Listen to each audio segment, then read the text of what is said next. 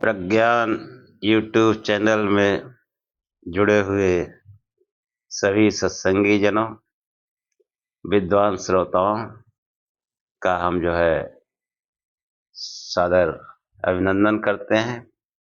सबका स्वागत करते हैं। सभी को प्रेम पूर्वक मेरा जय शिव। आज अथर्ववेद के आख्यान को आगे बढ़ाते हुए जिन मंत्रों पर हम चर्चा करने जा रहे हैं वह ब्रह्मचर्य से संबंधित है।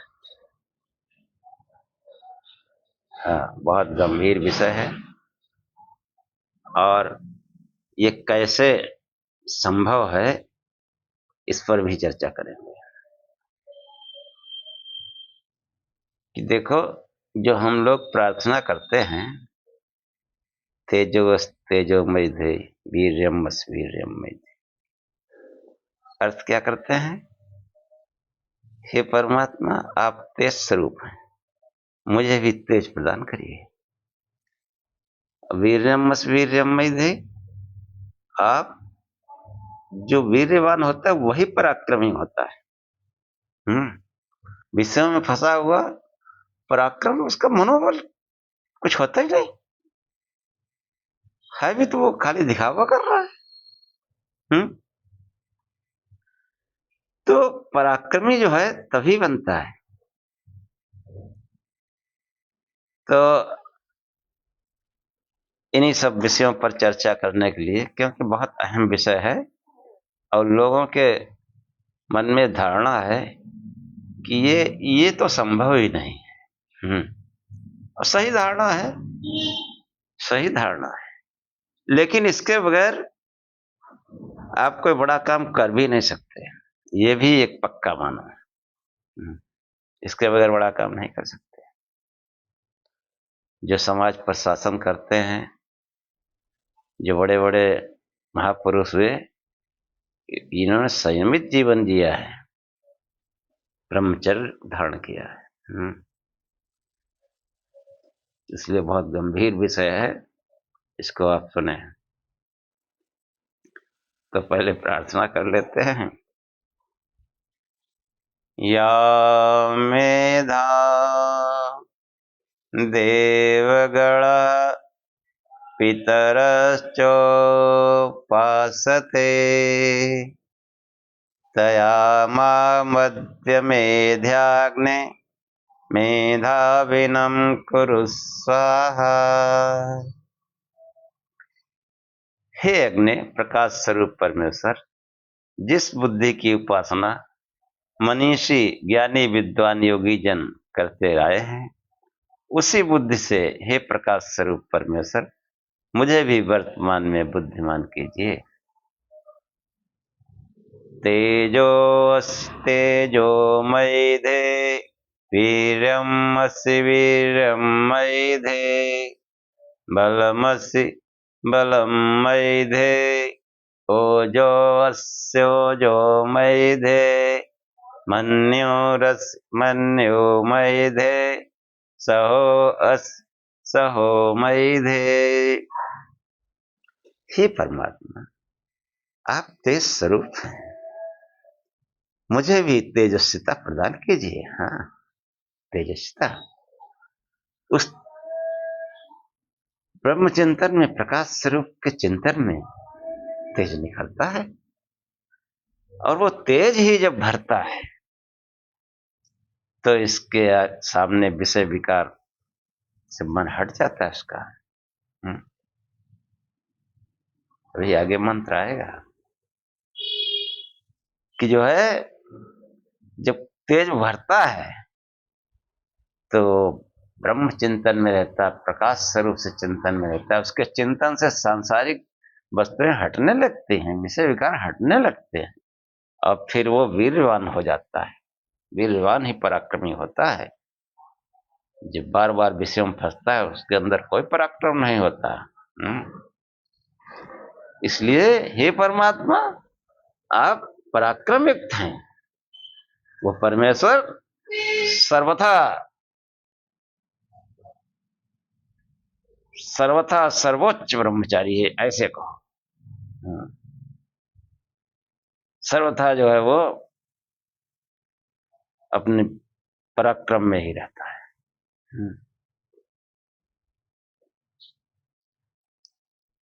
तो स्वामी रामतीर्थ को हमने पढ़ा था, वो कह रहे पृथ्वीराज जब मारा गया तो उस दिन वो अपनी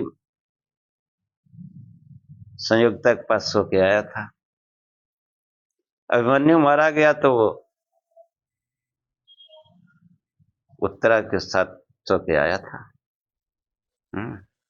महापराक्रमी, तमाम वो इतिहास ढूंढ लाए और संत पुरुष भाई, उनकी बात सच झूठ तो हो नहीं सकती। तो पराक्रमी व्यक्ति जो है वही होता है जो तेज स्वरूप, हम जिस स्थिति में है उस स्थिति से निकलने का यही उपाय है कि तेज स्वरूप को धारण करें। तेजोमय थे, हे परमात्मा आप तेजस्वी हैं। वीरवान पुरुष के ही चेहरे पर तेज होता है। भाई देखो, परम ब्रह्मचारी सन्यासी होते हैं, कैसा तेज। हाँ, तेज ऐसे थोड़ा ही है, ब्रह्मचर्य का तेज होता है। देखो गौतम बुद्ध का कैसा प्रकाशित शरीर है, नानक का कैसा प्रकाशित शरीर है। तेज प्रकाश स्वरूप से ध्यान कर, फिर देखो कैसा जीवन दिव्य होता है। तेजोमय थे वीर्यम वीर्यम में, हाँ वो तेजस्वी ही पराक्रमशाली बनता है और उसी में बल होता है। बलमस बलमय थे और तेज स्वरूप का ध्यान करते करते अपूर्व सामर्थ्य आ जाती है।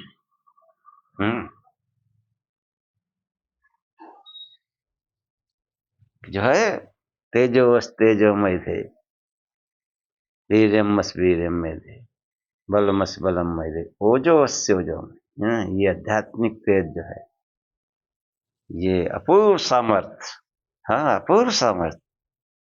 अपने महापुरुषों के हम जीवन पढ़े, विवेकानंद का जीवन पढ़े,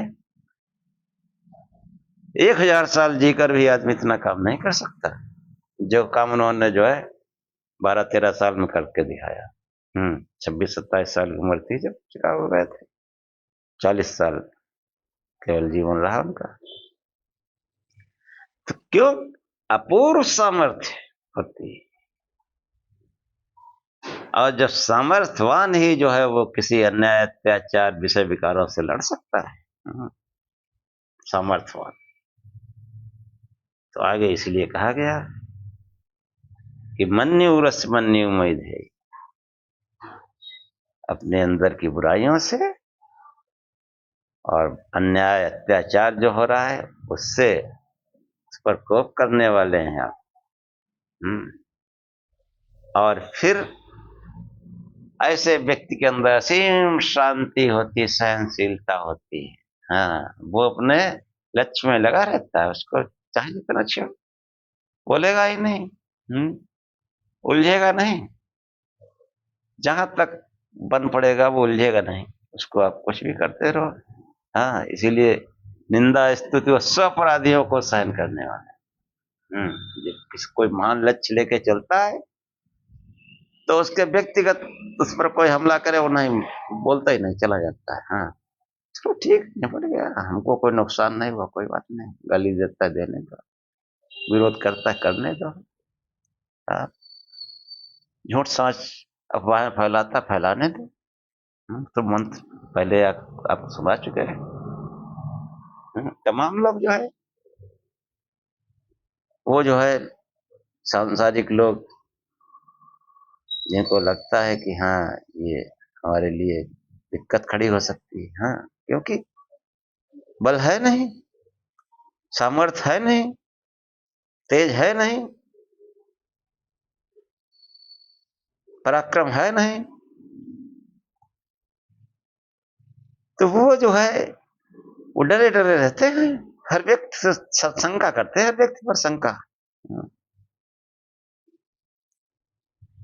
तो हे परमात्मा आप तेज स्वरूप हैं, मुझे भी तेजस्विता प्रदान कीजिए। आप अनंत पराक्रम युक्त हैं, आप वीरवान हैं, मुझको भी पराक्रम युक्त करिए, वीरवान बनाइए, ब्रह्मचार्य धारण करें। तेज स्वरूप से ध्यान करते करते ये मन सांसारिक विषय विकारों से हट जाता है।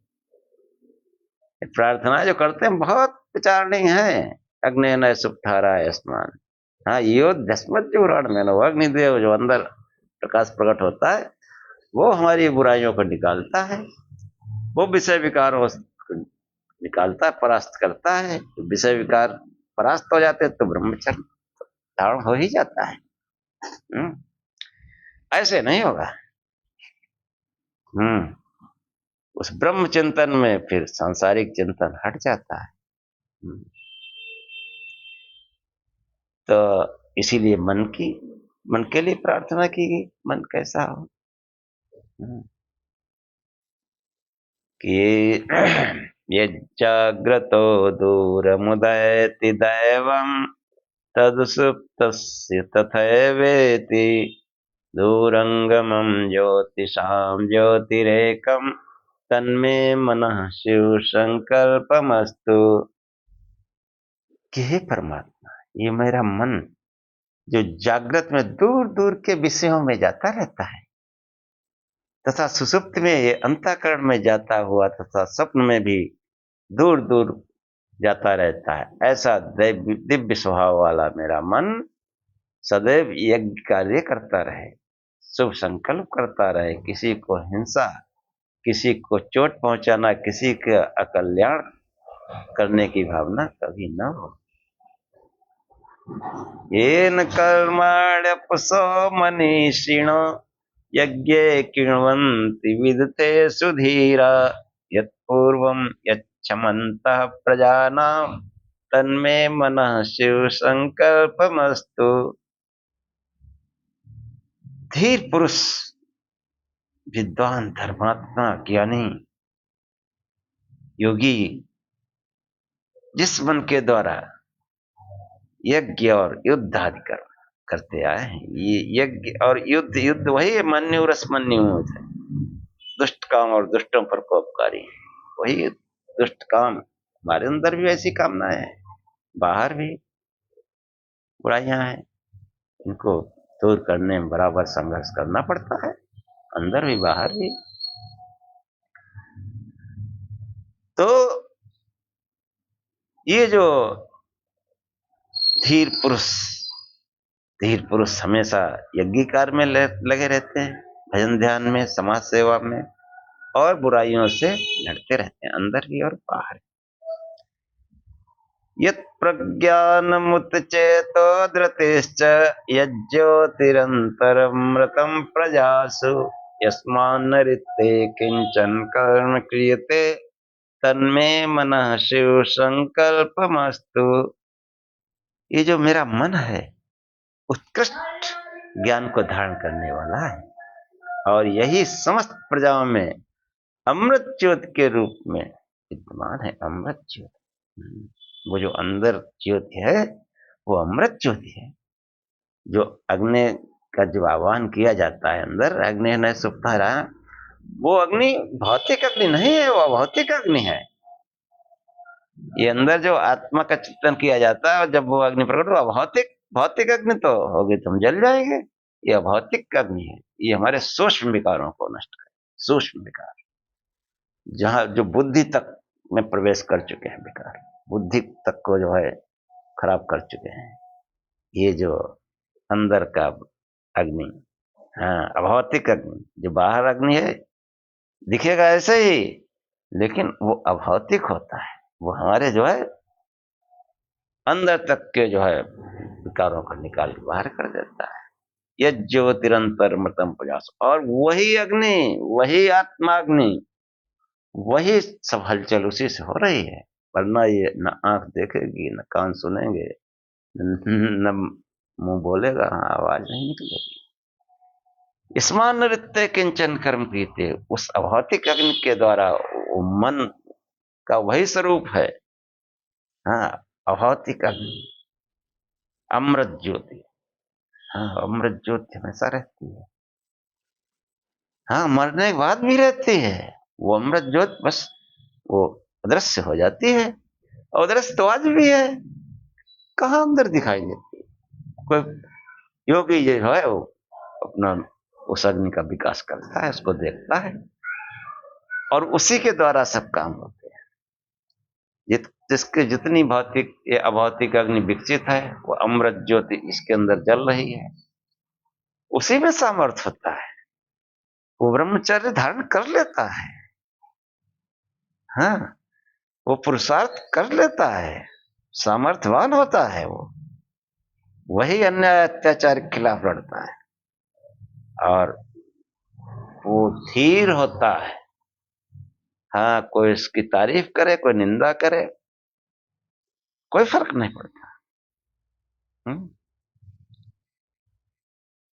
बहुत सहनशीलता होती है इसमें। तो यत् प्रज्ञानमुच्चेतो धतिश्च यज्ज्योतिरन्तरमृतं प्रजास यस्मान्नृत्ते किंचन कर्म क्रियते। उस जो अमृत ज्योति है अंदर, भले ही हमको न दिखती हो, लेकिन उसी के द्वारा सब काम हो रहे हैं, उसी से मन प्रकाशित हो रहा है। हाँ, उसके बगैर कोई काम नहीं हो सकता है। ऐसे उस मन में जो है हमेशा कल्याणकारी विचार आए, कल्याणकारी संकल्प। ये परमात्मा से प्रार्थना की गई, क्योंकि हमारे अंदर बहुत अकल्याणकारी भी विचार आ जाते हैं, संकल्प आ जाते हैं। हाँ, कि हम हमेशा भयभीत रहते हैं, डरे हुए रहते हैं, सशंकित रहते हैं, हर एक शंका करते हैं कि आया है कोई गड़बड़ तो नहीं करेगा। बड़े बड़े धर्माचार्यों को, मठाधीशों को देखा, डरे डर रहते हैं। क्योंकि कुछ है ही नहीं हुआ, खाली दिखावा भौकाल बनाए, भौकाल। तो यत् प्रज्ञान मुच्चेतो धतिश्च यत् ज्योतिरंतरमृतम प्रयास यस्मान्नरित्ते किंचन कर्म क्रियते तन्मे मनः शिव संकल्प। उत्कृष्ट ज्ञान भी उसी अमृत ज्योति के चिंतन से मिलता है। तो जिसके अंदर अमृत ज्योति जगती है, उसको उत्कृष्ट ज्ञान होते हैं। उत्कृष्ट ज्ञान का मतलब ही यही है। ये प्रज्ञान जो है, ये प्रज्ञान मुच्चेतो धतिश्च, जो प्रज्ञान हमने चैनल का नाम रखा है, उसका यही है कि जब ये इंद्रियां हमारे ज्ञान प्रवाह बाहर काम करते हैं, संसार का ज्ञान करते हैं, उसको ज्ञान कहा जाता है। और जब वो संसार से विरक्त होकर अपने अंदर उस अमृत ज्योति का चिंतन करते हैं, उस आत्मा का चिंतन करते हैं, तब उत्कृष्ट ज्ञान उत्पन्न होता है। उसी को प्रज्ञान कहा जाता है। प्रज्ञान का मतलब है कि सब कुछ बताने के बाद हमारा संकेत है वो, आप अपने अंदर उस आत्म तत्व को जगाएं, उस आत्म तत्व का चिंतन करें, उसी का जाप करें, और उसका चिंतन करते करते आप तेजस्वी हो जाएंगे, आप वीरवान हो जाएंगे, पराक्रमी हो जाएंगे, ब्रह्मचर्य धारण हो जाएगा। हम्म सब चिंतन की बात है। जब मन वहां से हट जाएगा, फिर हट गया तो हट गया। क्योंकि जन्म जन्मांतर से विकार भरे हुए हैं, तो वो इतनी आसानी से हटेंगे नहीं। इसीलिए तब कहा गया कठोरता से ध्यान करो, सब अच्छाइयां आ जाएंगी, सब अच्छाइयां। हम्म योग बड़ी चीज है। इसीलिए देखो, प्रधानमंत्री जी वो योगी है, वो खुद ही महान योगी है। उनके तेज के आगे कोई ठहर नहीं रहा है। अपूर्व सामर्थ्य है, कोई ऐसे ही थोड़ा है। हाँ, तो ये अमृत ज्योति जो है, और सब कुछ हो जाए। देखो, आज प्रार्थना हमने का समझाना थोड़ा जरूरी है। पढ़ देते हैं, सुन लेते हैं, लेकिन इसको भी हमको जो है समझना चाहिए, क्या मतलब है इस प्रार्थना का। क्योंकि वो पठन पाठन में हम बता चुके हैं कि प्रार्थना करें या जो कुछ पढ़े उसको समझना भी बहुत जरूरी है। तो उत्कृष्ट ज्ञान भी होने लगा, लेकिन आगे देखो प्रार्थना क्या कहती, यस्मिन् ऋचा साम यजुष यस्मिन् येनेदं भूतं भुवनं भविष्यत् परिगृहीत स्मृतेन सर्वम्। येन यज्ञस्त्वायते सप्त होता तन्मे मनः शिव संकल्प। योगी जन जिस मन के द्वारा उस अमृत ज्योति के चिंतन करते करते, जिस मन के द्वारा वो वर्तमान भूत भविष्य सबका ज्ञान कर लेते हैं, हाँ, ऐसा ये मन जो सातों प्रकार के यज्ञ करने से होता है, 7 प्रकार के यज्ञ, वो आस्वा महाजना तपा सत्यम, 7 लोगों 7 केंद्रों में यज्ञ करता है, जो 7 केंद्रों में यज्ञ करता है। ऐसा मेरा मन शुभ संकल्प वाला। और सब कुछ होने के बाद देखो क्या प्रार्थना की गई, यस्मिन् ऋचः साम्ये जोस् यस्मिन् प्रतिष्ठिता रचना भाविवारा यस्मिश्चित्तम सर्वमोतम प्रजानाम तन्मे मनः शिव संकल्प। कितने भी योगी ध्यानी हो जाओ, प्रचंड, लेकिन अपने हृदय में, अपने मन में वेद ज्ञान को दृढ़ता पूर्वक रखो। कि जैसे रथ के पहिए को दृढ़ बनाने के लिए नाभ से परित तक अरे लगे रहते हैं, ऐसे जीवन को दृढ़ करने के लिए, सामर्थ्यवान करने के लिए, तेजस्वी करने के लिए, बलशाली करने के लिए वेद ज्ञान पर दृढ़ता से बने रहो। इस मन में इत्रय विद्या दृढ़ता से बनी रहे। यस्मिन् ऋचा साम यजुष यस्मिन् प्रतिष्ठिता रचना भावी वारा यस्मिश्चित्तम सर्वमोतम प्रजानाम तन्मे मनः शिव संकल्प। जिस मन में, जिस मन की व्यापकता में सभी प्राणियों का मन ओतप्रोत हो रहा है, ऐसा मेरा मन कल्याणकारी संकल्प वाला। सुसारथि स्वानिविन मनुष्यान् निर्णीयते भीषो हिर्वादिनवे हृदयत प्रतिष्ठम यज्जिरम जविष्ठम तन्मे मनः शिव संकल्प। जो है जैसे उत्तम सारथी, जब हम प्रकाश स्वरूप से ध्यान करते हैं तो मन उत्तम सारथी बन जाता है। ये इंद्रिय आदि घोड़ों पर नियंत्रण रखता है। हाँ, जैसे तो सारथी होता है रथ हाँकने वाला, वो लगाम के द्वारा जो है घोड़ों पर नियंत्रित करते हुए रथ को ठीक प्रकाश ले जाता है। ऐसे ही वो प्रकाश स्वरूप परमेश्वर हमारे इंद्रिय आदि घोड़ों को जो है मन के द्वारा नियंत्रित करता हुआ सन्मार्ग ले जाता है। हाँ, इंद्रिय आदि घोड़े, इनमें विषय विकार नहीं आते, इन पर वो नियंत्रित करता है सुंदर रथ की तरह, इस शरीर को अमृत की तरह बनाकर। जब कोई ध्यान करता है, और जब घोड़ों पर नियंत्रण है वही तो ब्रह्मचर्य है। ब्रह्मचर्य का मतलब कोई नपुंसकता थोड़ा है। जो सामर्थ्यवान का मतलब अपने पर ताकत होते हुए हम सहनशील है। हाँ, उसको सहनशील कर, मरियल तो वैसे ही सहनशील है, उसका कुछ मसा के नहीं है, सब भरपूर ताकत है, क्षमता है, फिर भी हम बर्दाश्त कर रहे हैं। ये है सहो कि भरपूर क्षमता है हमारे ज्ञान प्रवाह में, तेज है, सब कुछ है, बल है, सब कुछ है, फिर भी हम सहनशील हैं। उन जो है सांसारिक आवेगों को सहन करने में समर्थ हैं। यही ब्रह्मचर्य होता है।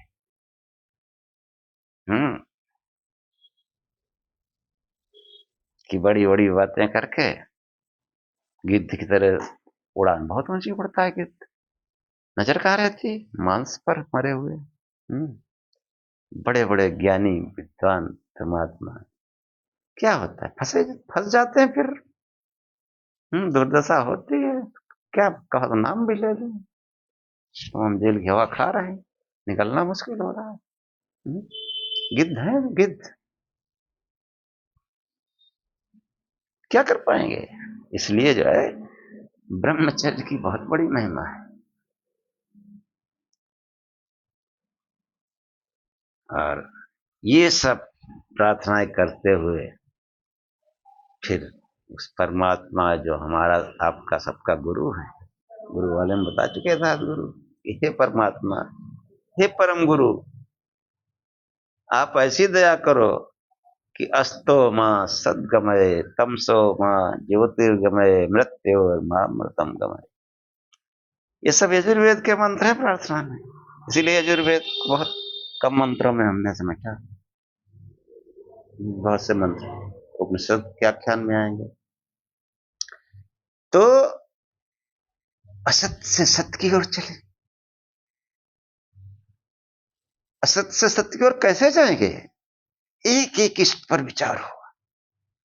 जितनी हम पूजा करते हैं, जितने हमारे अलमारी में फोटो हैं, एक एक पर विचार करो, बुद्धिपूर्वक, ज्ञान पूर्वक, तर्क संगत, विज्ञान संगत और वेद संगत। वेद का अर्थ ही होता है क्या? शिक्षा संगत।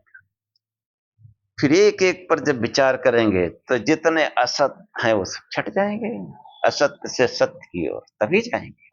ये असत से सत्य की ओर विचार से जाएंगे, सत्संग से जाएंगे।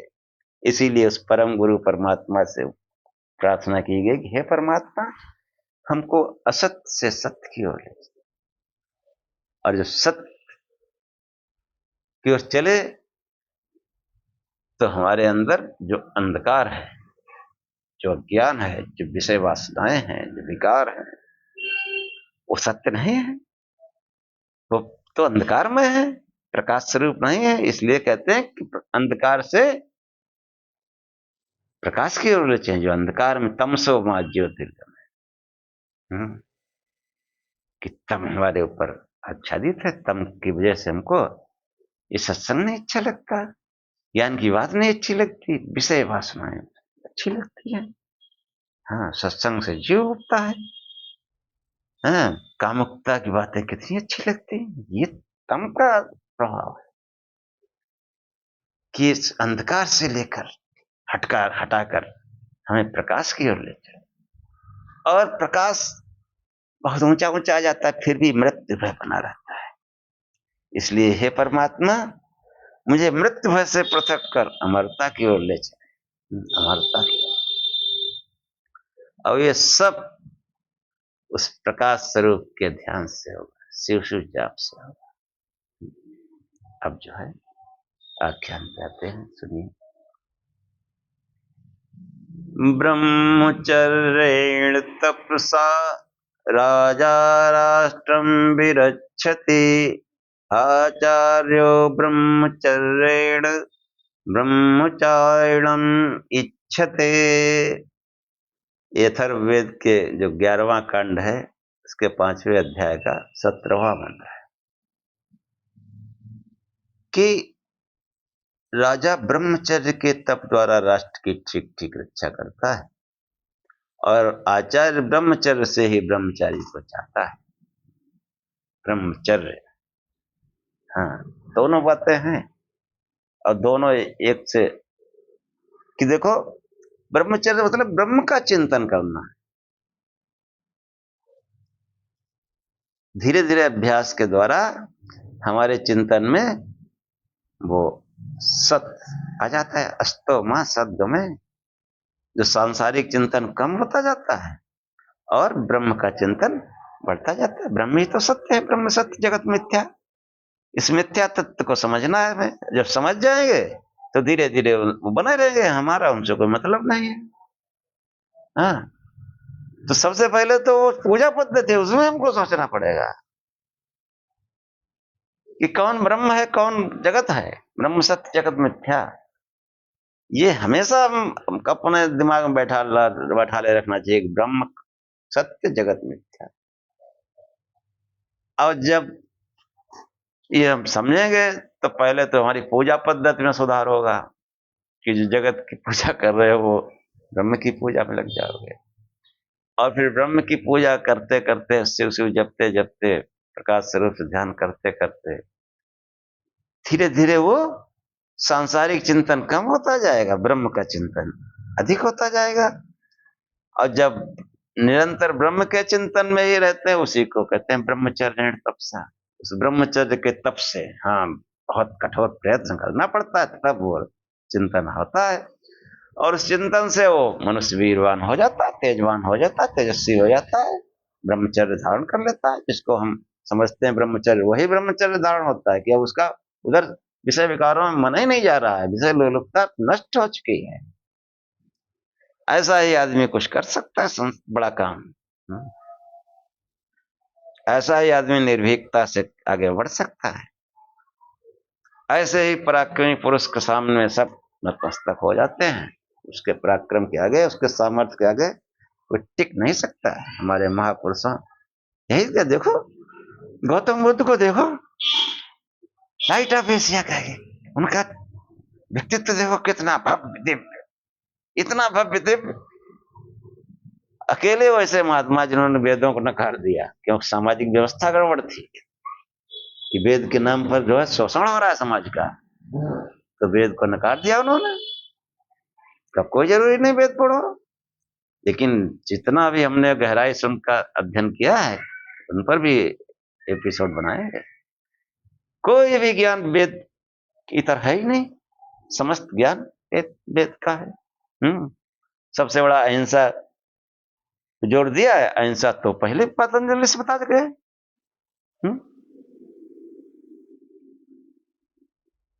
कभी आएगा नंबर बताएंगे। तो वो जो देखो इतना प्रचंड तेज गौतम बुद्ध के, कि उन्होंने इतना बड़ा काम कर दिया कि जो बड़े बड़े महान योगी नहीं कर पाए। कि वेदों पढ़ना कोई जरूरी नहीं, इतना कठोर तप किया उन्होंने, और फिर पूरा समाज ही बदल दिया। लाइट ऑफ एशिया कह गए वो, लाइट ऑफ एशिया। और उम्र भी ज्यादा रही उनकी, क्योंकि वो देख रहे समाज में बहुत हिंसा का वातावरण है, इसलिए उन्होंने अहिंसा बल दिया। हर कोई लड़ झगड़ रहा, मार काट रहा। तो उस ब्रह्मचर्य के तप से राजा राष्ट्र की रक्षा करता है। जब किसी ब्रह्मचारी के हाथ में सत्ता की डोर होती, तभी शासन सुरक्षित होता है। विषयी लंपट जो राजा होते हैं, उनके हाथ में सत्ता की बागडोर नहीं रहती। उनके मंत्री वो सब पैसे ही हो जाते हैं, चाटुकार सेलुलू, और कभी भी वो सत्ता जो है चली जाती है। उदाहरण आप देख लो, जितने अय्यास राजा हुए सत्ता टिकी नहीं फिर, और जितने ब्रह्मचारी हुए, क्या बात है। हाँ देखो, हाँ मुझको कोई राजनीतिक मत समझे, लेकिन जो मैं देखता हूँ कहता हूँ, एक दिल्ली में ब्रह्मचारी बैठा है, एक यहाँ यूपी में ब्रह्मचारी बैठा है, कोई सामने खड़ा नहीं हो सकता। ये तेज है, ब्रह्मचर्य का तेज है। और देखो राष्ट्र कितना सुरक्षित है आज। अच्छे अच्छे पूरे विश्व में सिर झुकाते हैं, पैरों में पड़ते हैं। ब्रह्मचर्य तपसा राजा राष्ट्रम विरक्षति। उदाहरण है हमारे सामने, ब्रह्मचर्य के तप से जो है राजा राष्ट्र की रक्षा करता है, भली प्रकार रक्षा करता है। आचार्यो ही ब्रह्मचर्येण ब्रह्मचारिणम। जो आचार्य है उसको तो ब्रह्मचारी होना ही चाहिए। आचार्य जो है वो जो शिष्य में जो शिक्षा देता है, ज्ञान देता है, वो अपने तेज को ही देता है। अब वही बुझा हुआ है, कैसे शिष्य को ज्ञान देगा। अरे उस ब्रह्मचारी जो है, आचार्य जो है बहुत उन्नत ब्रह्मचारी, उसके तेज को देखकर, उसके ब्रह्मचर्य को तेज को देखकर ही तो शिष्य आकर्षित होते हैं उसकी तरफ, और उसी से वो जो है ब्रह्मचारी शिक्षा देता है। हाँ, और उसी को ब्रह्मचारियों की इच्छा रखनी चाहिए। ब्रह्मचर्य तपसा राजा राष्ट्रम विरक्षति, आचार्यो ही ब्रह्मचर्येण ब्रह्मचारिणम विरक्षति। ब्रह्मचर्य जो धारण करता है उसी आचार्य को ब्रह्मचारियों की इच्छा रखनी चाहिए, शिष्यों की इच्छा रखनी चाहिए कि जो है वो आचार्य के सानिध्य से हाँ ब्रह्मचारी हो जाता है। आचार्य के साथ रहते हुए वो आचार्य का जो ब्रह्मचर्य का जो घेरा है उसमें रहते हुए ब्रह्मचारी हो जाता है, तेजस्वी हो जाता है। मैंने जो कुछ थोड़ा बहुत, मैं कोई न ब्रह्मचारी हो ना वो कोई तेजस्वी हूँ, लेकिन जो कुछ आप मेरे अंदर देख रहे हैं ये मेरे आचार्य की देन है। मैं उनके सानिध्य में बहुत रहा हूँ। तो पूर्ण ब्रह्मचारी होता तो पता नहीं तक क्या कर देता। लेकिन मैं कोई विषयी लंपट भी नहीं हूँ, मनुष्य हूँ बस भैया। हाँ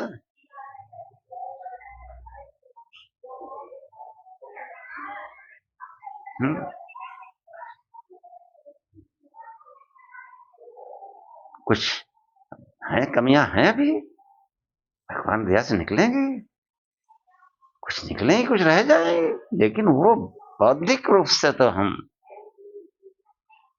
हैं दृढ़, विचारों में दृढ़ है। तो चाहे कोई राज्य शासन हो, चाहे शिक्षा शासन हो, वो ब्रह्मचर्य के द्वारा ही चलता है। ब्रह्मचारी के ही शासन में सब रहते हैं। और देखो क्या क्या चमत्कार होते हैं। हाँ इस पिंड में, उस ब्रह्मांड में, अगला मंत्र सुनिए कि ब्रह्मचर्येण तपसा देवा मृत्युम उपाग्नत इंद्रो हि ब्रह्मचर्येण देवेभ्यः स्व आभरत। ये जो है अथर्ववेद का जो है 13वें कांड का जो है 5वां अध्याय का 19वां मंत्र कि ब्रह्मचर्येण तपसा देवा मृत्युम उपाग्नत।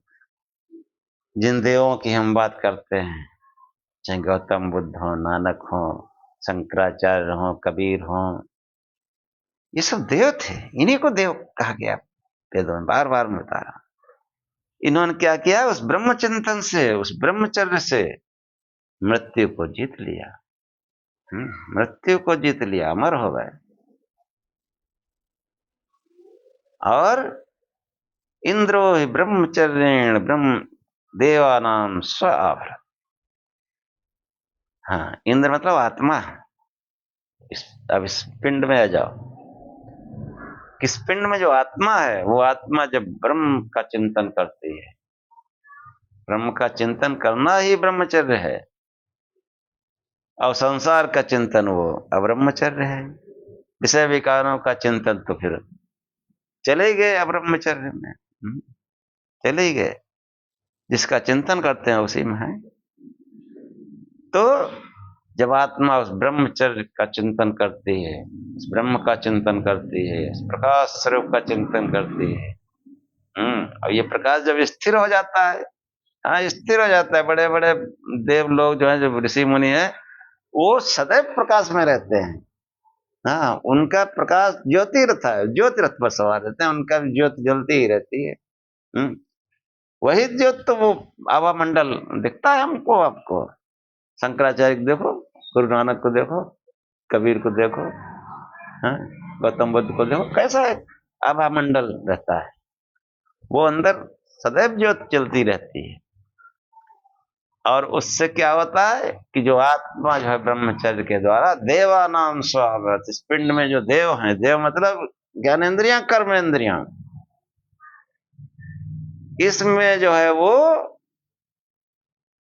स्व आभरत सुख व तेज को भरता है।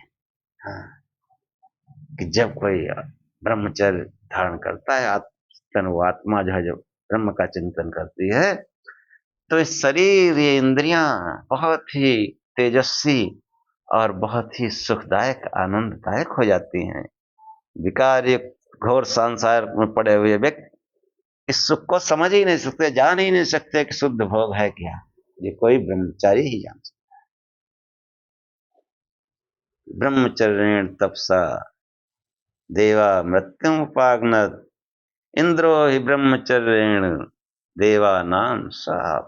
ये आत्मा ब्रह्मचर्य के द्वारा ही इंद्रियों में तेज भरता है। प्रत्येक जो शरीर में जो भी देवता हैं, ये ज्ञानेन्द्रियां कर्मेंद्रियां सब देवता हैं, इनमें वो तेज भर देता है आत्मा ब्रह्मचर्य के द्वारा।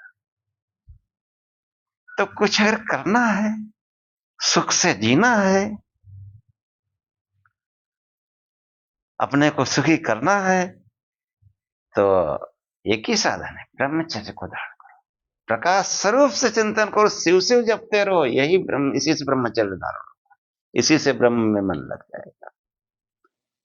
और अन्य वो जो है जगत मिथ्या, हाँ, जो शरीरधारी है, जन्म मृत्यु वाला है, पंच तत्व से बना है, 3 गुणों से बना, उसके चिंतन से कैसे धारण होगा, हो ही नहीं सकता।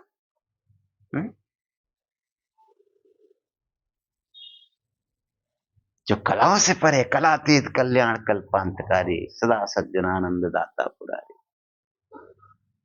चिदानंद संदोह मोहाभारी। हाँ, ये एक बहुत उत्तम प्रार्थना है। लोमस ऋषि की प्रार्थना है, तुलसीदास ने रखती है उसमें।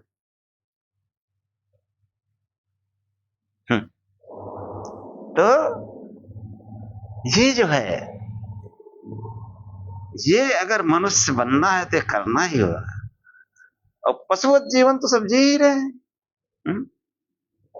थोड़ा सा जो है भजन ध्यान करेंगे, देखो कैसा आनंद आता है, कैसा जो है शरीर में तेज भरता है, कैसा ऊर्जावान शरीर बनता है।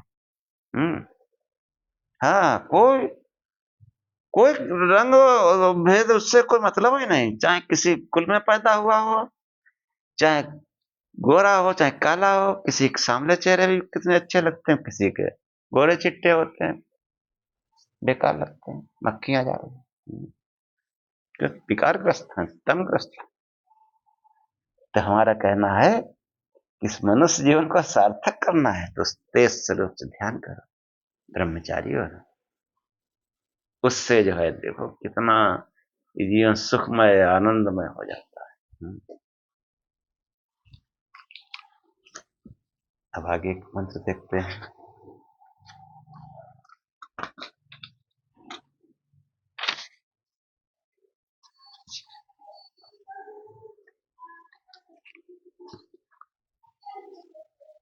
कि देखो,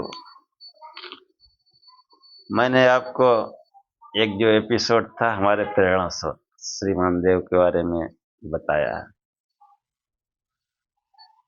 तो ये जो देव लोग हैं, जो महान ऋषि हुए, ये प्राणी मात्र से प्रेम करते हैं। बहुत अगाध प्रेम होता है। क्यों प्रेम होता है? वो सबके अंदर वही आत्म तत्व देखते हैं, या कहो ब्रह्म देखते हैं, इसलिए वो प्रेम करते हैं। यही जो है अगले मंत्र में बताने का प्रयास किया गया है। इतना महान वेदों का ज्ञान कहां पड़े हैं विद्वान लोग? वेदों में जाना चाहिए। सुनिए मंत्र, तस्माद्वै विद्वान् पुरुषम् इदं ब्रह्मेति मन्यते, सर्वा हि अस्मिन् देवता गावो गोष्ठ इवाशते।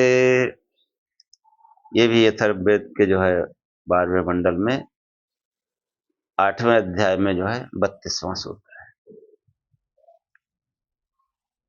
कि जो है ये इसके ऋषि जो हैं कौरपद, देवता अध्यात्म,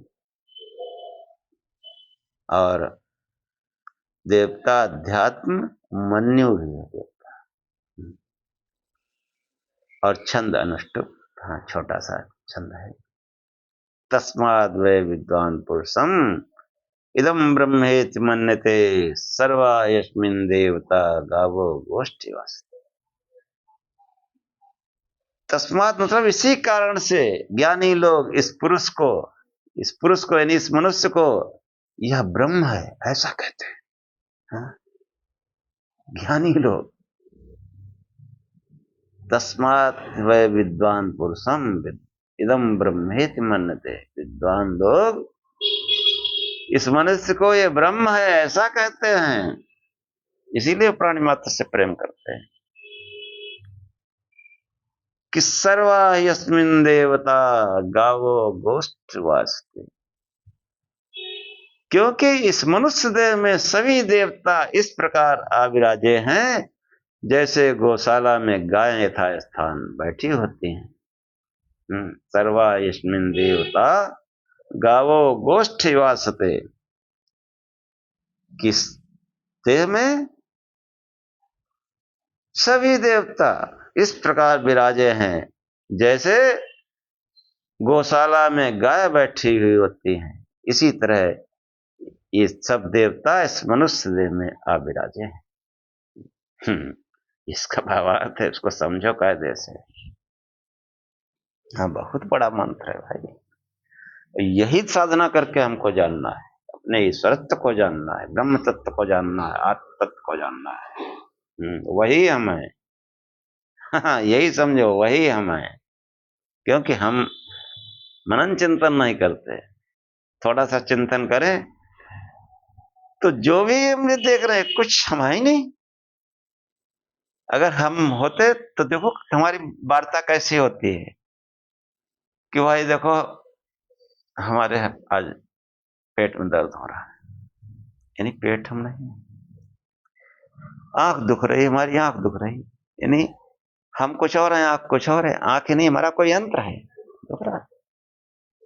हाँ? कान में सरसराहट हो रही, हमारे कान में सरसराहट हो रही है, इसका मतलब कान हमारा यंत्र है। त्वचा में खुजली हो रही है, नहीं त्वचा हमारा यंत्र है। और सूक्ष्म में चले जाओ,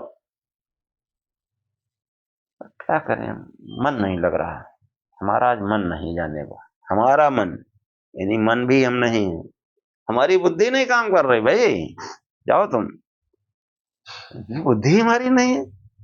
फिर हम क्या हैं? हम आत्मा है, और आत्मा ही ब्रह्म है। अयम आत्मा ब्रह्म, मांडुक्य उपनिषद में मांडुक्य ऋषि कहते हैं अयम आत्मा ब्रह्म। उस आत्म तत्व को खोजना है, ब्रह्म तत्व को खोजना है, अपने ईश्वरत्व को पहचानना है, ये समझो आप। इसीलिए जो ईश्वरत्व को समझ जाते हैं वो स्वामी कहलाते हैं।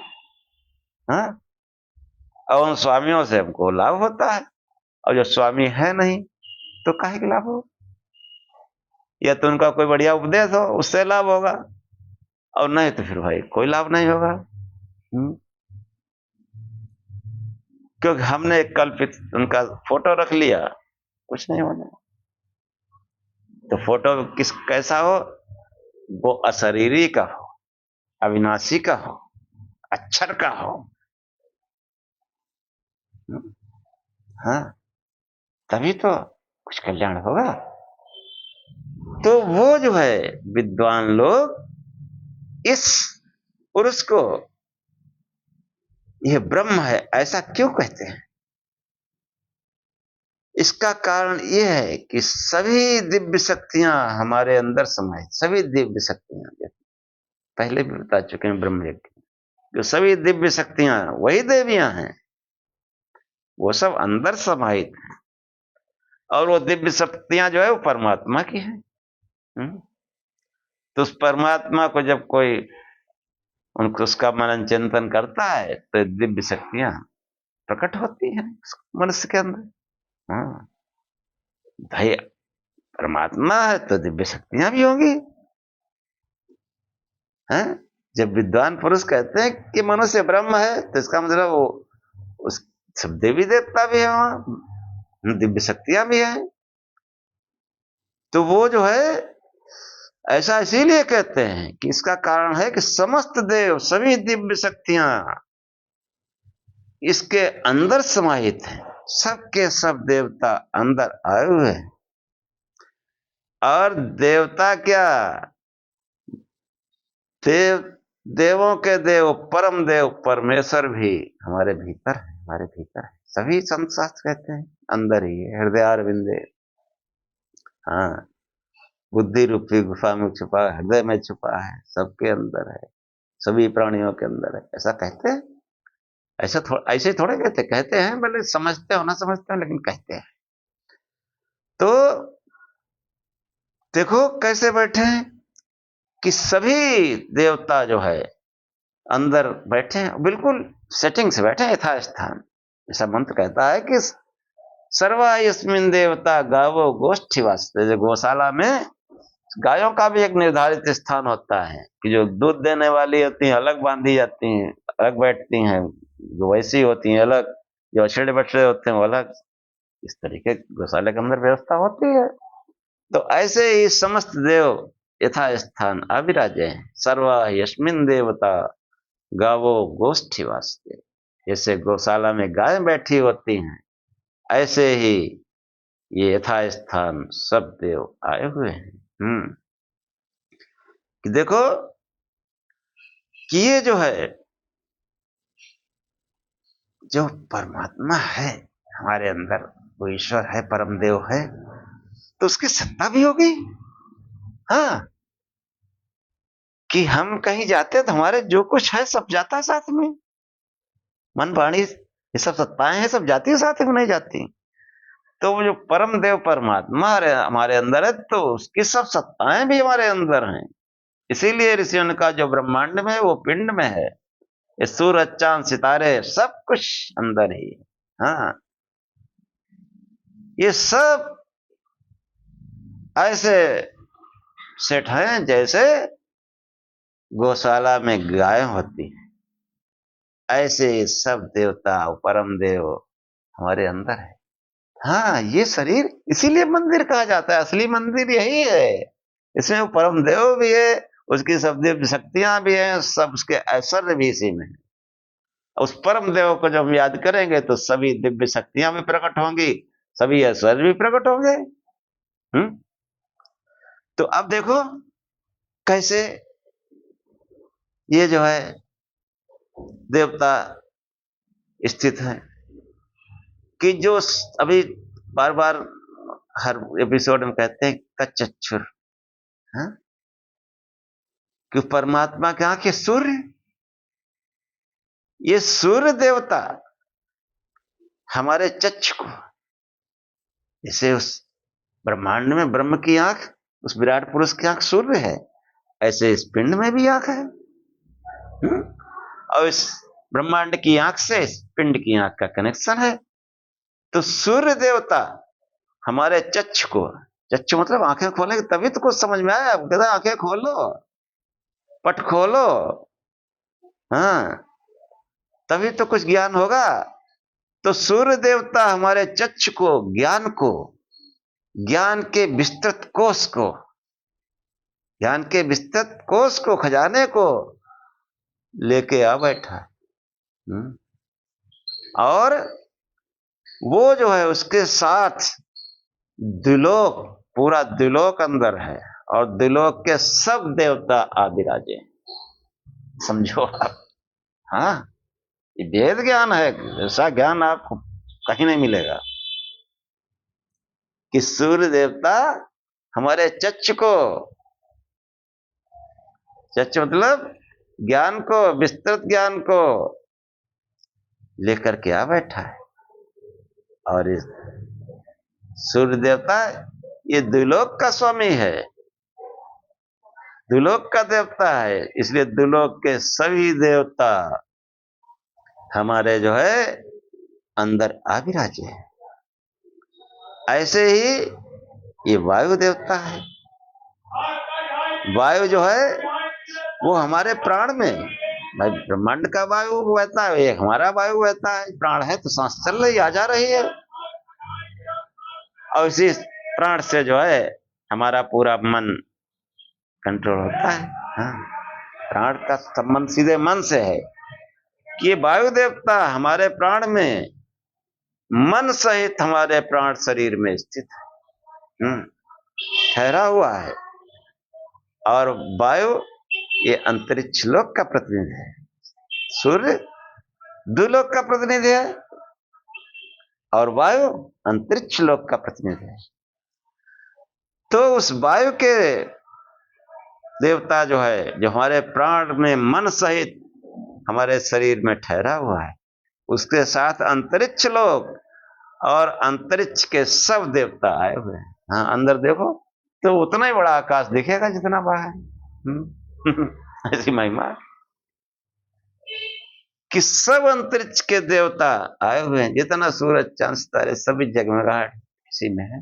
ध्यान करोगे तो वो अंतरिक्ष लोक जागृत होगा। देवता हैं अब भी, वो दिव्य शक्तियां सोई पड़ी हैं। जगाओ उन दिव्य शक्तियों को। जगेंगे कब? उस परमात्मा के आह्वान, उस परमात्मा के भजन ध्यान से। भजन ध्यान से। भजन सिर्फ इतना ही है, शिव शिव जाप और ध्यान के प्रकाश स्वरूप है बस। और कोई ध्यान नहीं। गुरु चरणों का ध्यान है, ये ध्यान वो ध्यान, क्या क्या ढकोसला बना रखा है। वेद विरुद्ध कार्य करते हैं। प्रकाश स्वरूप से ध्यान, यही ध्यान है केवल। और शिव शिव का जाप करना, यही भजन है। भजन ध्यान बस इतना ही है। तो ये जो है अब अग्नि देवता, तीसरा देवता है नहीं, अग्नि देवता पृथ्वी। कि अग्नि देवता हमारे शेष स्थूल शरीर को, वो दुलोक का मतलब दिव्यता, मतलब कारण शरीर को, अंतरिक्ष का मतलब प्राण सूक्ष्म शरीर को, और अग्नि, अग्नि जो है थोड़ा स्थूल तत्व है, वो हमारे स्थूल शरीर को संभाले बैठा है। उसके साथ, उस अग्निदेव के साथ समस्त पृथ्वी लोक और पृथ्वी के सब देवता आए। सब देवता आए, विराजमान है इस पिंड में, तभी तो ये ब्रह्म है। और इसमें कोई आश्चर्य नहीं है कि त्रिलोकी के सब देव, 33 कोट 33 करोड़ जो भी समझो, सब देवता जो है त्रिलोकी के सब देव आए हैं। पूरा ब्रह्मांड ही इसी पिंड में है। इसमें कोई आश्चर्य नहीं। हाँ, वास्तव में सब कुछ अंदर ही है। बाहर इस अंदर की छाया मात्र है, छाया मात्र। हाँ, छाया मात्र है।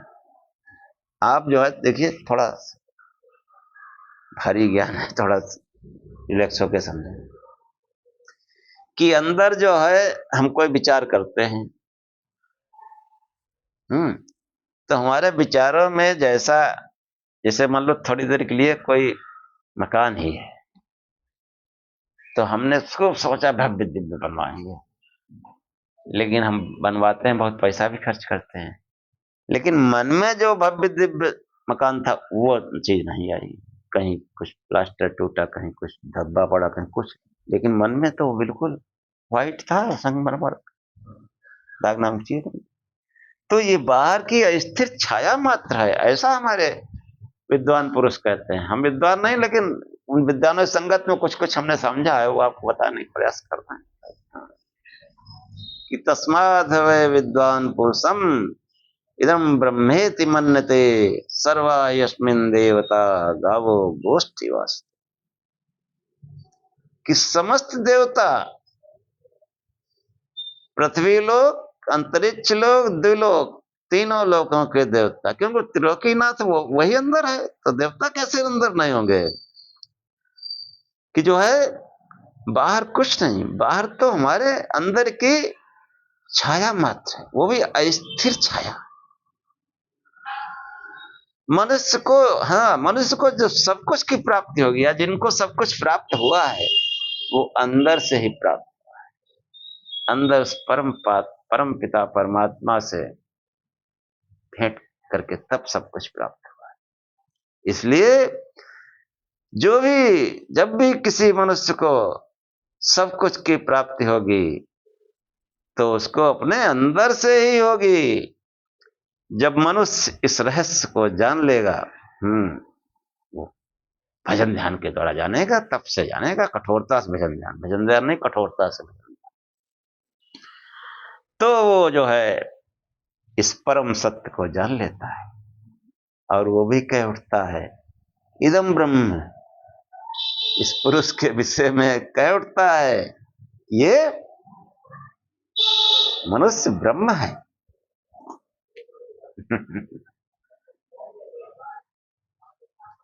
ये है वेद ज्ञान। तस्माद् वै विद्वान पुरुषम इदम ब्रह्मेति मन्यते। लेकिन हमको ऐसा कुछ नहीं लगता। फिर काहे के पुरुष हो भाई? अरे पुरुष बनो, प्रकाश स्वरूप से ध्यान करो, शिव शिव जपो, तब मनुष्य बनोगे। क्या हमको इतना पड़ा है, कुछ हमको लगता है कहीं दुलोक अंदर है, कहीं अंतरिक्ष है? और दुलोक होगा तो सूरज चांद से सूरज दिखेगा, अंतरिक्ष होगा तो तारे टिमटिमाएंगे अंदर। आंख बंद करो, कुछ है नहीं है। अरे करो प्रकाश स्वरूप से ध्यान, फिर सब देव शक्तियां आएंगी, सब दुलोक अंदर आएगा, अंतरिक्ष सब उसमें विचरण करेंगे आप। वो तो त्रिलोकी नाथ, तीनों लोग तो पार है, पहले इनको तो हम पार करें। हाँ, पृथ्वी पर ही हम रेंग रहे हैं, पृथ्वी में भी कहाँ आनंद पूर्वक रह रहे हैं, और फिर अंतरिक्ष में पहुंचे, अंतरिक्ष जैसा प्रकाश हमारे अंदर हो, फिर दुर्लोक जैसा प्रकाश हो, और फिर एक दिन उसको भी क्रॉस कर जाएंगे, परम पिता ब्रह्म को प्राप्त कर लेंगे। तो मंत्र समझा दिया, ये कोई बौद्धिक नहीं। ये सोचो कि मैं कहाँ हूं और मैं क्या कर सकता हूं, मैं हूं कहाँ। अरे स्पष्टता से निकलो, मनुष्यता को प्राप्त करो और मनुष्यता को विकसित करे चले जाओ। और फिर जो विकसित कर लिया वो कह भी दिए है, अहम ब्रह्मास्मि शिवोहम सोहम। ऐसा हमारे योगियों ने कहा, मान योगियों ने पूरे पूरे तौर पर ब्रह्म भाव में आ गए वो। तस्मात् वै विद्वान पुरुषम इदम ब्रह्मेत मन्यते सर्वा यस्मिन् देवता गावो गोष्ठीवास। अब इसके आगे पढ़ने का मन नहीं, कितना उच्च ज्ञान, आगे क्या पढ़ेंगे। यहीं समाप्त करते हैं, प्रार्थना कर लेते हैं। अग्ने नये सुपृथारायस्मान् विश्वानि देव वयुनानि विद्वान् योऽध्यस्मज्जोराणमेनो भूयिष्ठां ते नमा उक्तिं विधे। हे प्रकाश स्वरूप परमेश्वर, वो अंतर का अग्नि ही सब कुछ करेगा। ध्यान से जो अग्नि प्रकट होगा उसी का है संबोधन यहाँ कि हे प्रकाश स्वरूप परमेश्वर, हमें उस मार्ग से ले चलो जो सुपथ हो, जहां हमारे प्राचीन मनीषी योगी विद्वान ऋषि गए हैं, और हमारे अंदर जो दुराचरण है, जो विकार हैं, कुटिलताएं हैं, उनसे हमारा युद्ध कराकर उन्हें हमसे पृथक करो। हम आपको बार बार नमस्कार करते हैं। तच्चक्षुर्देव हितं पुरस्तात् शुक्रम उच्चरत् जीवेम सरदा पश्येम सरदा सतम जीवेम सरदा सतम श्रृणयाम सरदा सतम प्रब्रवाम सरदा सतम अदीनाम श्याम सरदा सतम भूयश्च सरदा सता। इस विराट पुरुष की आंख पूर्व दिशा में देवों के हित के लिए सूर्य दीप्यमान हो रहा है। उस विराट पुरुष सविता देव की कृपा से हम 100 वर्ष तक देखें, 100 वर्ष तक जिए, 100 वर्ष तक सुनते रहें, 100 वर्ष तक बोलते रहें, और 100 वर्ष तक अधीन होकर के जीवें। इससे अधिक भी जीवें तो इसी प्रकार से जीवें। ओम सहनाववत् सहनौ भुनक्तु सह वीर्यं करवावहै तेजस्विनावधीतमस्तु मा विद्विषावहै। ओम शांति शांति शांति। हे परमात्मा, हम श्रोता और वक्ता दोनों की साथ साथ रक्षा करें, साथ साथ पालना करें, हम दोनों साथ साथ पराक्रम करें, हमारा पढ़ा पढ़ाया समाज समाया एक साथ तेजस्विता को प्राप्त करे, संसार में फैले। माँ विद्युषा भय, हम श्रोता और वक्ता आपस में द्वेष न करें। ओम शांति शांति शांति। हे परमात्मा, हम श्रोता और वक्ता दोनों को त्रिविध शांति प्राप्त हो, दैहिक दैविक भौतिक सभी प्रकार की शांति प्राप्त हो। जय शिव।